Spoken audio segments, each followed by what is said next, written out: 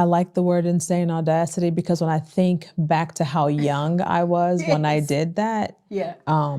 And keeping in mind, I started the business in 2008. Mm-hmm. I didn't come out of PT school until 2004. So I started a business 4 years out of school. Wow. At this point, you were still like wet behind the ears, still fresh, like still trying to like learn how things work. Mm-hmm. And I was lucky, to be honest, because I had been directors of clinics and the directorships were all like new positions. So I was having to come up with plans and models and operation books for these new places. And by that time I was already married to Mark, and I would go, I'm like, I've got to come up with an operation manual. He goes, is that all you have to do? Yeah. And his background helped a lot. Yeah. So he helped me navigate that whole space initially. And then after a year of watching me do this and doing it better than anybody else, he was like, I think you can do this on your own. Wow. And I was like, well, I want to eventually. He's like, no, the time is now. He was like, I need you to quit your job. At this point, I'm like, what are you talking about? I'm making a lot of money. I was making a lot of money and I was happy. Actually, that's not true. I was miserable. And I think that's probably why I was happy with my profession. I just hated the place that I worked. Yeah. So let me just be clear about that.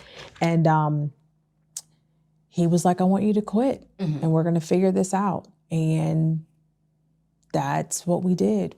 I quit.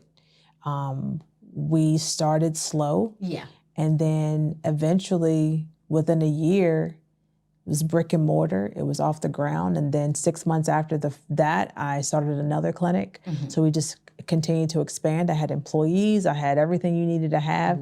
And I did that. So to do all that before 30 was like a bit much. It's exactly. Yeah, it was a bit much. Right? And what characteristics or even qualities did you have to embody? Because I think we all know with social media and how real-time everything is, America is not an easy place to crack. It's not. And you were young and black. Young. And a woman. And a woman, exactly. What did you have to embody for you to be able to establish a successful clinic that has clients that are thriving or are getting the help that they need? You know, I like that question because when I think about what I really had to embody, it's gonna sound crazy, but I had to embody all those things that made people negate me. I had to embody the fact that I was Black, had to embody the fact that I was a woman. You know, those two things in and of itself, I had to really bring into play and say, this is how I'm going to do things on my own terms.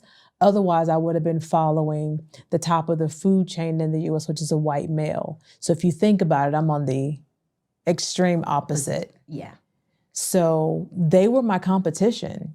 White males were my competition, but because I had to embody what they don't have, being a Black woman, I was able to take over the whole area in like 5 years.